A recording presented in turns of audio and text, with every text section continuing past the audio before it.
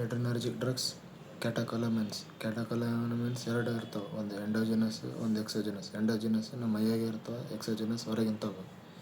Endogenous ಯಾವ್ಯಾವು? Adrenaline, ನಾರ್ adrenaline, dopamine. Exogenous ಯಾವ್ಯಾವು? ಡೋಬುಟಮಿನ್, ಫಿನಲ್ಡೋಪನ್ ಮತ್ತು ಇಸೊಪ್ರಿನಲಿನ್. ಇವು ಯಾವ್ಯಾವ ರಿಸೆಪ್ಟರ್ ಮೇಲೆ ಆ್ಯಕ್ಟ್ ಮಾಡ್ತಾವೆ ನೋಡೋಣ.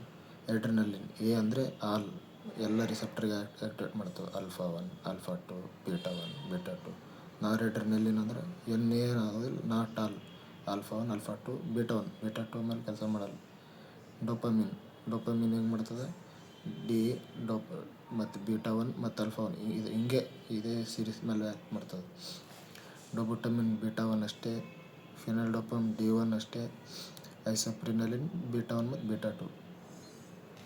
ಈಗ ಅಡ್ರಿನಲಿನ್ ಏನೇನು ಕೆಲಸ ಮಾಡ್ತದೆ ನೋಡೋಣ. ಅಡ್ರಿನಲಿನ್ ಯಾವಾಗ ಯೂಸ್ ಮಾಡ್ತೀವಿ?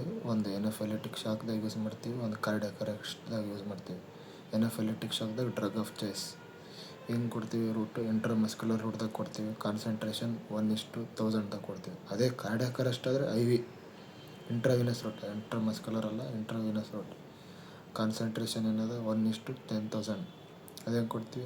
IV ಇರಲಿಲ್ಲ ಅಂದರೆ ಇಂಟ್ರಾಶಸ್ ರೂಟ್ದಾಗ ಕೊಡ್ತೀವಿ. ಅದನ್ನಿಲ್ಲ ಅಂದರೆ ಎಂಡೋಟ್ರಿಕ್ ರೂಟ್ದಾಗ ಕೊಡ್ತೀವಿ. ನೆಕ್ಸ್ಟ್ ಡ್ರಗ್ ನಾರ್ ಅಡ್ರಿನಲಿನ್. ಅದು ಯಾವಾಗ ಯೂಸ್ ಮಾಡ್ತೀವಿ? ಸೆಪ್ಟಿಕ್ ಶಾಕ್ ಇಲ್ಲಾಂದ್ರೆ ವೆಸೋಡೈಲೇಟರ್ ಶಾಕ್. ಇದು ಹೆಂಗೆ ವರ್ಕ್ ಆಗತ್ತದ ಇಲ್ಲ ಅಂತ ಹೆಂಗೆ ನೋಡ್ತೀವಿ ಅಂದರೆ BP ಚೆಕ್ ಮಾಡ್ಕೊಂತಿರ್ಬೇಕು.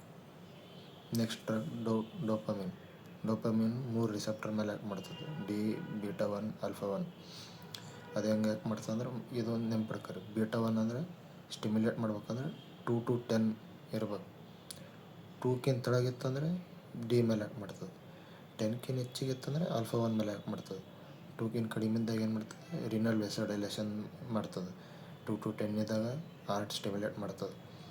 ಆಲ್ಫಾ 1 ಅಂದರೆ 10ಕ್ಕಿಂತ ಮೇಲೆ ಹೆಚ್ಚಾಗಿದ್ದಾಗ ವೆಸೋ ಕನ್ಸ್ಟ್ರಕ್ಷನ್ ಮಾಡ್ತದೆ, BP ಹೆಚ್ಚಿಗೆ ಮಾಡ್ತದೆ. ಅದಕ್ಕೆ ಇದೇನು ಮಾಡ್ತದೆ? Drug of choice for shock with oliguria. ಯಾಕಂದರೆ ಆಲ್ಫಾ 1 ಮೇಲೆ ಆ್ಯಕ್ಟ್ ಮಾಡಿ ವೆಸೋ ಕನ್ಸ್ಟ್ರಕ್ಷನ್ ಮಾಡ್ತದೆ. ಅಲಿಗ್ಯೂರಿಯಾ ವೆಸೋಡೈಲೇಷನ್ ಮಾಡಿ ಅದು ಕಮ್ಮಿ ಮಾಡ್ತದೆ.